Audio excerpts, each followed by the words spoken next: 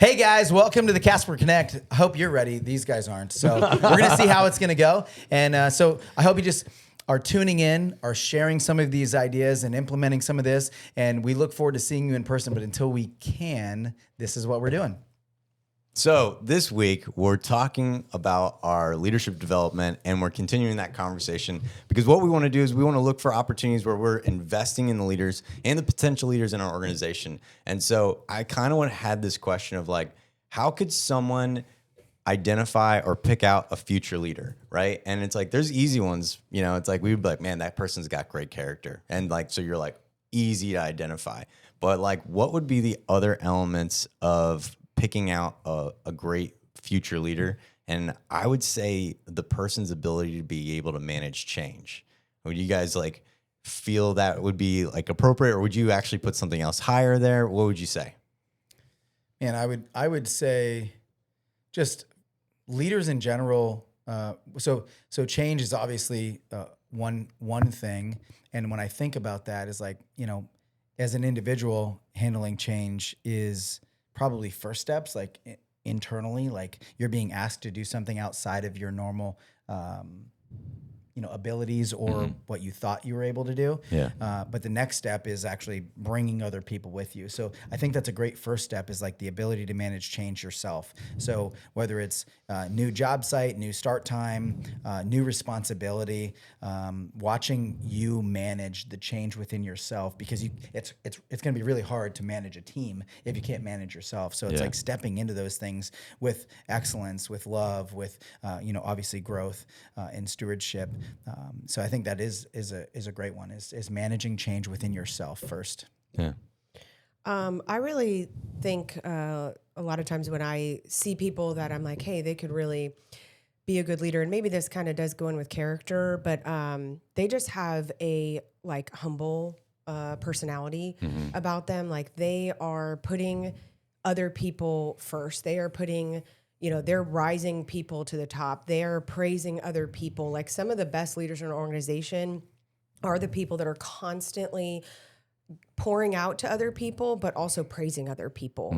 And so when I'm seeing people do that, I'm like, man, that's somebody who could be a great leader. Like they're trying to not, push everybody down. And I think we've used that phraseology before. They're not trying to push everybody down to bring themselves up. They're obviously, they're self-starters. If you're a leader or somebody that desires leadership, you're a self-starter, you want to grow, you have that desire within you.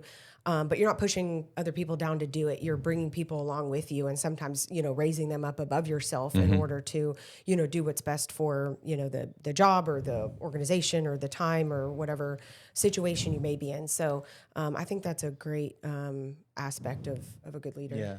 I'm looking at you because you're registering new apprentices for school, right? So right now as we speak. So it's like, man, that's Yeah. a lot of change within yourself. Like now you're not only working 40 hours, but you're going to have to adapt your family life. If you have, a wife and kids, which I did when I was going through apprenticeship, it's like, man, that's a really difficult change. Now I've got an extra, previously years ago it was 2 nights a week, but it's like Carlos is going to have to deal with guys that don't manage that change well. And they're going to be late to class or late to work the next day, and they're going to use excuses, but like leading yourself well through that change. And we've got, how many guys are coming up to starting apprenticeship, and how many guys do we have in? We had over 20 enrolled, and we have possibly 5 to 6 more that will be enrolled this year as new apprentices, first years. And just to piggyback on what Cassie was saying, the whole character aspect is so important of what makes a leader great. Yeah. Starting with, as I'm doing recruiting, even off the resumes, we look at experience and tenure so much, but sometimes there's people that don't even upload their resumes. I'm like, I'm just going to give them a shot and give them a call. Yeah. And they have the best, qualities that we're looking for. They're humble, they're curious, they're hungry, they're hustlers. And that's definitely somebody we would like to invest in for sure. Yeah. So, because I think the challenge for us is like, we're asking our team to go out, find the new you, like find the person that you need to like replace yourself with, And so when you look at the sea of people, it's like the Where's Waldo book, it's like there's a sea of people, and then you're just trying to find that one guy. I think finding the elements of like the attire or the glasses or the hat or something would be like the elements of like character, competency, change, all those abilities where that you see that and you're going, oh, that's what I'm looking for. Like, that's what I want to see in this person. And so we are kind of like giving you guys these opportunities so that you can kind of help look for the person that you would invest in. And so, when we say change, like maybe what would be the practical things that a person can do that help identify that they're able to manage change well? Like, what does it look like for that person? So I think change creates vacuums. Like, so something is different, and while something moves, there is a vacuum created there. Yep. And people that are great for change identify the vacuum and step into it. Yeah. And they fill the void. Yeah. And sometimes it's asked, hey, Drew, can you do this? And you do it well. Sometimes, and the thing you could look for from the outside in is, hey, this changed and this guy or girl stepped up. Yep. And you don't always have to kill it on like something new. It's like, I just love the idea that you're willing to step into the void. Yeah, that's good. I think in addition to that, people who are great leaders lead well through change in that they are champions for it. So change is a lot of times not welcome, and lots of people, I think the majority probably of people, don't enjoy change and don't love change. But good leaders champion the change, and they get on board and they help bring other people along. They help cast vision. They help give people the resources and the tools to feel comfortable during those times of uncertainty or change. And so that's how you can identify. It's like when some big new initiative is rolling out, or change of schedule, or change of this, and they're going, I don't like it either, but hey, that's okay, and we got this, and we're in this together. Come on, this is for the best, and what can I do to help you, be successful through this change? It's like that's somebody who's leading well. That's awesome. Yeah, definitely emotional maturity and change, and knowing how to react and not freaking out. Yeah. Something that's different that you're used to. So Yeah. When you say react, not freaking out, like we have Kasper Konnect, and we roll out to natural disasters in the Southeast U.S. and the Caribbean, and chaos typically brings out the best and or worst in people. And it's interesting seeing after a natural disaster, any chaotic situation, natural leaders will rise to the occasion, and they bring a level of calm. Like maybe it is the team going, man, I don't like this. And that's for your example, it's, hey guys, I hear you, but this is the direction we're going. And they just kind of bring a sense of calm to the uncertainty or potentially chaos. And we don't want to create chaotic situations just to identify that. So your question is on point. It's like, well, so without chaos, like how do we identify that? And it's a lot of character. It's a lot of, the ability to adapt to change and lead other people's through it, themselves included. So a great question, man. Hey, Drew, I have a question. Fire away. Can they comment on the videos? Not yet. Not yet. Okay. Well, I'm asking because I would love to hear from them. Yeah.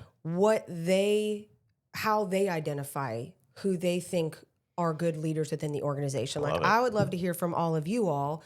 What do you think is an example of, or qualities of people who are already good leaders, or people who you are identifying could potentially be good leaders? Like, I'm just curious. So I didn't know the best way to get that information to us. We will make that change. Okay. Boom. All right. Facilitating change. Wait, no, change. I don't want to change anything. I'm just kidding. So I think that's a great identifier also, as you ask good questions. Like people that are good leaders and adaptive to change and bring calm in the chaos. Sometimes I've been in rooms with very high level leaders, and they're not the people that talk the most.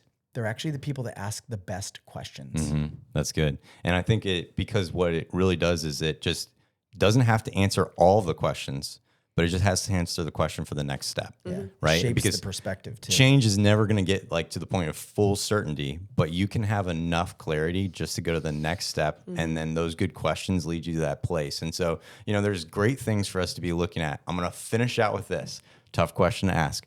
What would you say is your percentage between being able to be flexible in change or rigid? Would you say you're 50%, 100%? What would you say in the sense of like, I'm more flexible, I'm more rigid? Like, where would you land? Oh man, I guess it would be different in different situations, but am the opposite of like, not Cassie, but the idea of like, I don't like change. I love change. So I would like to clarify. I do not actually dislike change. I just like. no, just from your example of like some people don't like the majority of people don't like change. Yeah. Oh, I'm a no change. Like I'm like I have everything set out. You know, it's like this is what I wear on Mondays. Yeah. So I don't know how to answer that question, but I think it's 100%. 100% change. Yeah, I love it. Yeah. I'm probably somewhere in the middle. Like I love routine. I love consistency, and I like to, better myself through that. It's like, how can I do this a little bit better tomorrow than I did today? Yeah. And I think sometimes that is more easily seen in a consistent thing. Yeah. I like change. I love growth. I just don't like chaotic change. Yeah. Like I want like structured change. Like, hey, I'm fine if you want to take this from, something, from black to white, fine.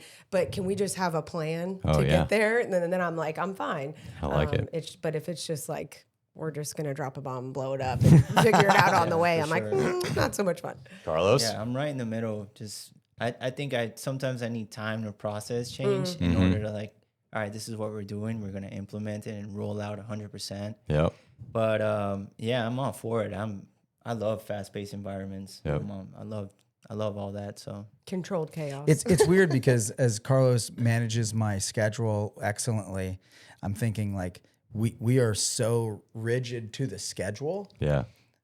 But that doesn't mean we won't change. We do value structure, but we're completely adaptable, which is a weird thing to say. Yeah, it's awesome. yeah. Well, make sure you drop your comments in on the leaders that you're looking for. If you stayed to the end, comment something. Say a word. What's something they can comment so we can know they stayed to the end? Change. Change. If you comment First 5. get a gift. All right. We'll figure it out later. I like it. Yes. So much This change. was a change. A lot of I wasn't expecting that or the comments. Boom. See, and I was totally cool with it. Awesome. Thanks, guys. We Bye, love you. guys. Great.